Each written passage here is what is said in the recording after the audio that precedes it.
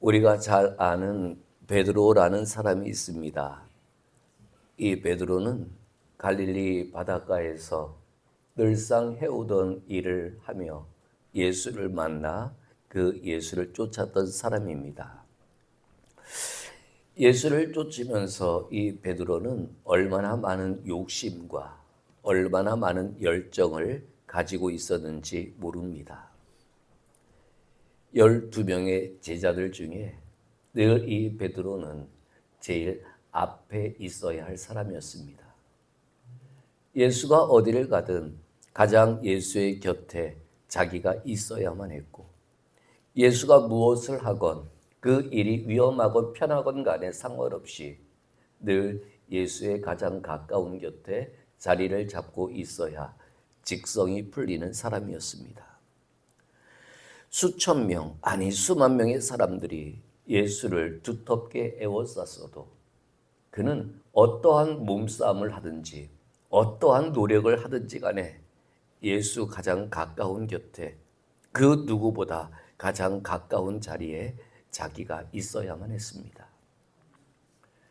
심지어 물 위를 걸어오시는 그 예수를 보고 12명의 제자들이 다 화들짝 놀라고 있을 때 아무도 엄두조차 내지 못하는 그 바다 위에 자신의 발을 내디뎠던 사람은 베드로가 유일합니다. 심지어 마지막 만찬에 가장 가까운 예수의 오른편에 앉아서 예수의 모든 음식을 수종들었던 사람이 베드로였습니다. 또 하나, 베드로가 이제 병사들에 의해서 잡혀갈 때에 아무도 꼼짝하지 못하고 어떻게 할까 발만 동동 구르고 있을 때 이 베드로는 병사의 허리춤에 있는 칼을 뽑아 그 병사의 귀를 자르기도 했던 사람입니다. 누구도 이 베드로를 수제자라고 불러준 사람은 없습니다.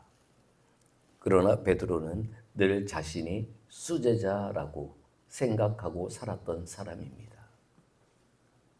모두가 다 예수의 곁에 있고 싶었지만 그 예수의 가장 가까운 곁을 자기가 있어야 할 자리라고 알고 예수를 쫓아왔던 사람입니다. 누구도 엄두조차 내지 못하는 그 현실의 바다 앞에서 이 베드로는 얼마 가지 못해 넘어지긴 했어도 발을 내딜 수 있는 유일한 제자이기도 했습니다. 자, 이런 베드로가 이제 예수님에 의해서 네가 나를 3번 부인할 것이라는 그 말씀을 듣습니다. 이 말을 듣고 베드로는 나는 예수와 함께 죽을지라도 예수를 부인하지 않겠노라 고백합니다. 그런데 예수가 공의회 사람들에게 잡히어 사내들인 공의회 앞에, 법정 앞에 서게 됩니다. 그것이 이제 오늘 우리가 읽은 본문의 내용입니다. 저는 여기서 베드로의 부인에 대해서 얘기를 하고 싶은 게 아닙니다. 야, 사람은 이렇게 나약해. 예수께 받은 은혜가 있고 예수의 옆에서 예수가 한 모든 것들을 다 지켜봤는데도 이렇게 넘어질 수 있어. 저 이것을 얘기하고 싶은 게 아닙니다. 왜? 왜 예수를 부인해야만 했을까? 3년 동안 자신의 모든 배와 그물과 부침까지 버려두고 예수를 쫓았던 이 베드로가 자신의 3년의 모든 인생을 지우개로 팍팍 지우듯이 왜 예수를 부인해야만 했을까? 저는 그 원인을 한번 오늘 본문을 통해 찾아보려고 합니다. 예수는 지금 로마의 병사들 그리고 공의회 병사들에 의해서 지금 사내들인 공의회 앞에 끌려가 있습니다. 그들은 안뜰에서 그들이 있는 안뜰에서 지금 이 모든 법의 집행들을 진행하고 있습니다. 그 자리에 예수는 팔이 묶여 있고 발이 묶여 있습니다. 늘 그 옷이었습니다. 늘 그 모습이었습니다. 3년 동안 제자들 앞에서 항상 보여주셨던 그 옷차림의 그 꼬재재한 모습이었습니다.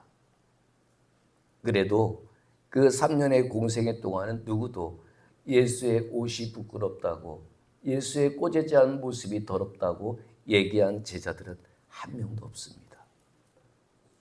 예수가 행하는 일만으로도 그들은 뿌듯해했고, 예수가 가르치는 말씀 하나만으로도 내가 예수의 제자라는 게 자랑스러웠습니다.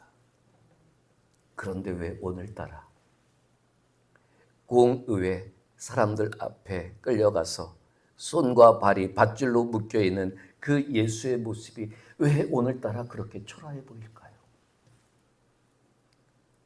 어제까지 최후의 만찬을 하면서도 그렇게 당당했던 예수의 모습인데, 어제까지 우리와 함께 겟세마네 동산에서 기도했을 때의 그 능력 있는 모습이었는데 똑같은데 오늘따라 왜 사내들인 공의의 사람들 앞에서 팔과 다리가 묶여서 구부정하게 서 있는 그 예수의 모습이 그렇게 초라해 보일 수가 없을까요? 예수는 지금 안뜰에서 처음 보는 위험이 서슬퍼런 위험이 있는 그 공의의 지도자들 앞에서 신문을 받고 있습니다.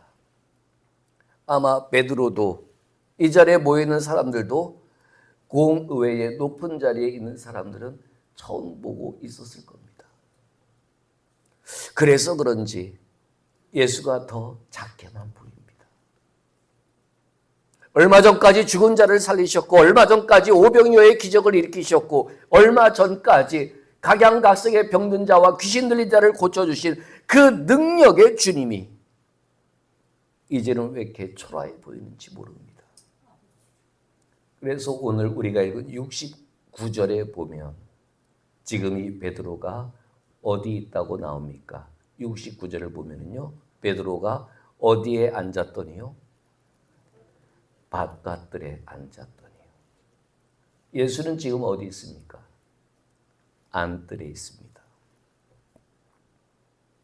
여러분, 이전의 베드로의 모습을 한번 생각해 보자고요. 예수가 안뜰에 있었으면 베드로는 바깥들에 앉아 있었을까요?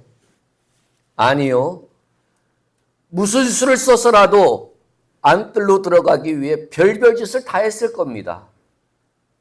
못 들어가게 하면 소리를 고래고래 치르면서, 못 들어가게 하면은 그 거친 자신의 주먹으로 사람을 때릴 기세를 하면서도 이 베드로는 어떻게 해서라도 안뜰에 있는 예수의 가장 가까운 곁, 자기 자리라고 생각하는 그 가까운 자리로 갔을 겁니다. 그런데 지금은 어디 있습니까? 바깥들에 있습니다. 예수가 보이기는 보이지요. 그런데 예수의 음성이 들리지 않는 그 바깥들, 예수가 보이긴 보이는데 예수의 채취를 느낄 수 없는 그 바깥들, 예수가 보이긴 보이는데 그분의 옷자락이라도 붙잡을 수 없는 그 바깥들, 지금 베드로는 바깥들에 있는 겁니다. 만약에 예수가 기적을 행하는 자리가 그곳이었다면 베드로가 안 갔겠습니까? 만약에 예수가 위대하고 커 보이는 분으로 지금도 내 눈에 보인다면 베드로가 안 갔을까요? 베드로의 눈에는 어쩌면 공의회 지도자들이 더 두려웠고 더 크게 보였을지 모릅니다. 왜 오늘따라 예수가 이렇게 초라하지요? 왜 오늘따라 예수가 왜 이렇게 구부정하지요? 왜 오늘따라 예수가 이렇게 고개를 떨구고 계시지요? 왜 오늘따라 예수가 위험 있는 목소리로 말씀 한번 안 하시지요? 그러다 보니 이 베드로는 바깥들에 머물고 있습니다. 베드로가 있어야 할 자리가 아닙니다. 지가 얘기했잖아요. 내가 설령 주와 함께 죽을지라도 나는 예수를 부인하지 않겠습니다. 이 이야기는 결단이 아니라 내가 있어야 할 자리에 있겠다는 얘기 아닙니까? 그런데 지금 베드로는 예수 안뜰에 있어요. 못 들어갈 수 있어요.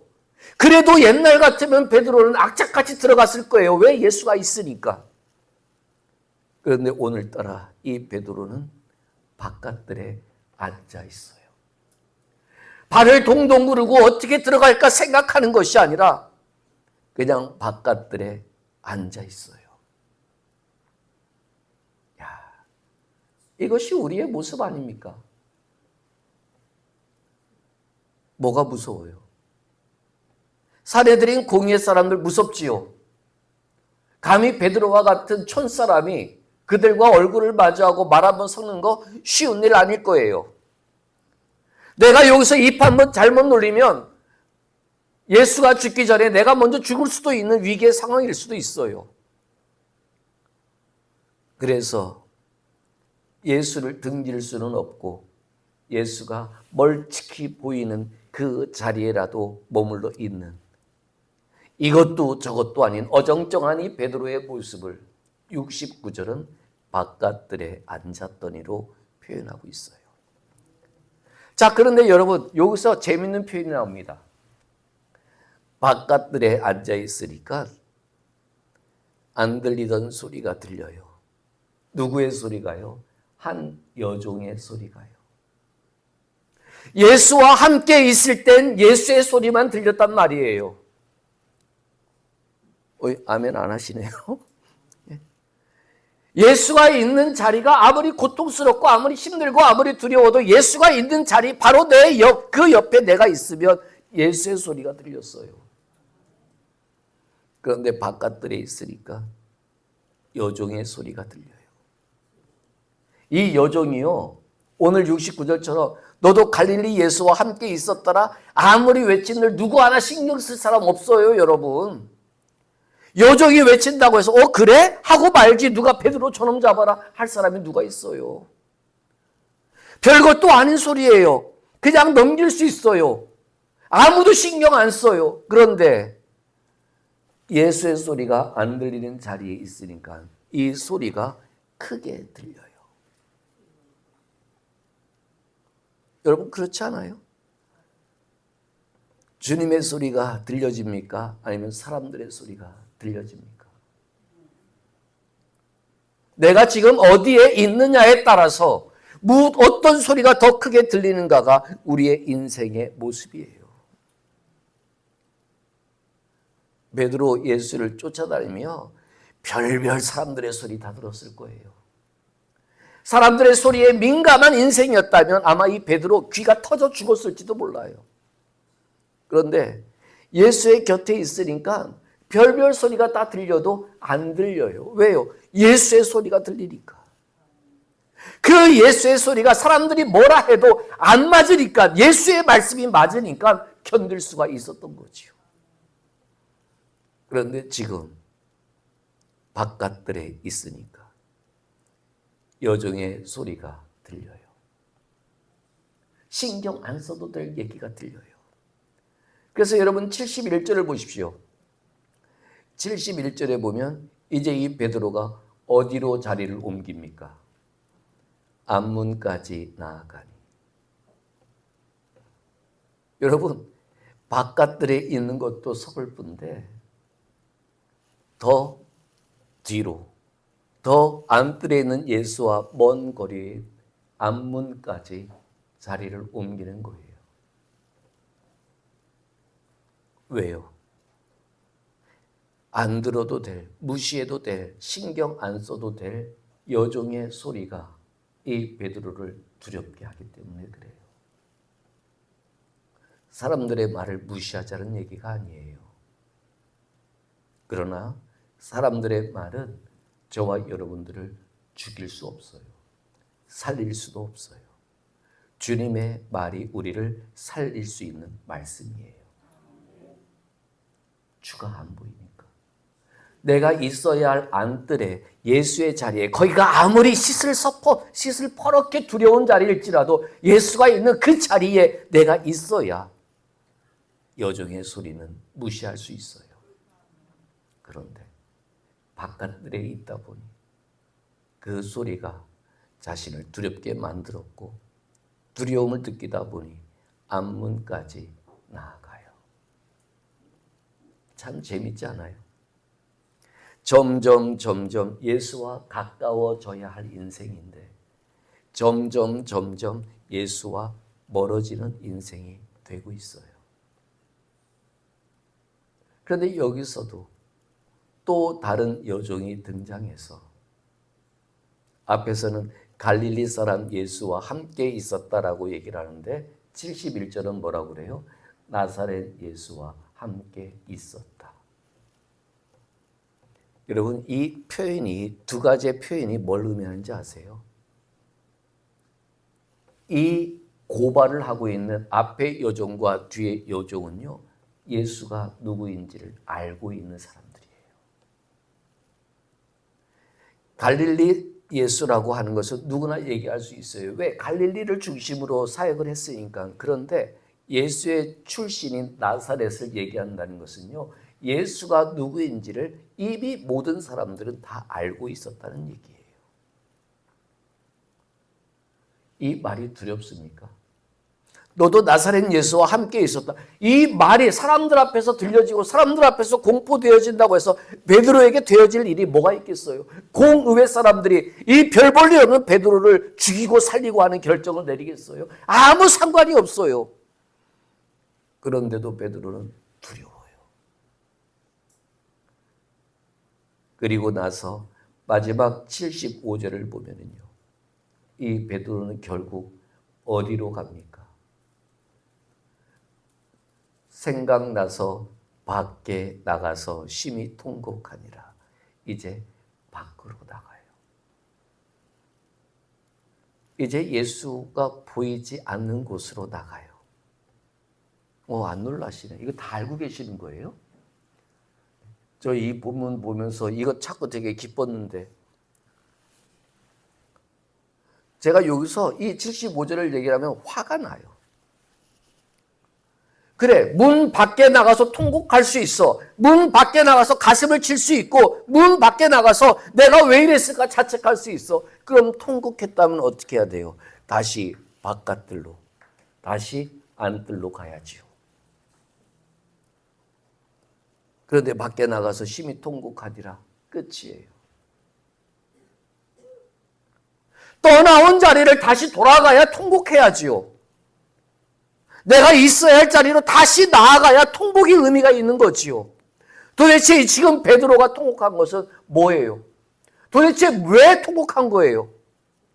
주님이 나를 3번 부인할 것이라고 그 말씀이 생각나서 통곡했다는 것은, 야, 내가 지금 이 모습이 아니야, 이러면 안 돼 하면서 다시 안뜰을 향해서 가는 마음을 갖기 위해서 통곡했는지, 아니면 결국 예수가 말한 대로 됐구나 하면서 신세 한탄하듯이 통곡했는지 저는 모르겠어요. 다만 분명한 것은 우리가 통곡했다면, 우리가 가슴을 치며 통곡했다면, 우리가 정말 이게 아니다라고 눈물 흘리며 가슴을 찢었다면, 여러분 다시 문 안으로 들어가야지요. 그 바깥들을 지나, 그 두려움의 공포의 바깥들을 지나 안뜰로 가야지요.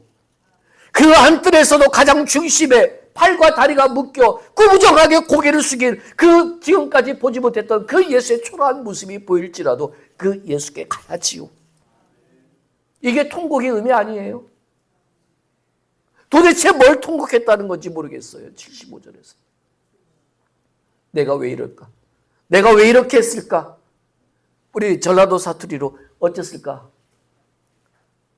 그건 통곡이 아니에요. 신세한탄이지. 지금 베드로는 75절에서 얘기한 게 뭐예요? 신세한탄하고 있어요.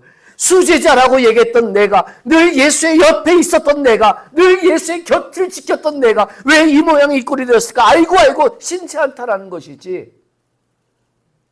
그 마음을 돌이켜, 그 발을 돌이켜 다시 안뜰로 들어가기 위한 노력은 없단 말이에요.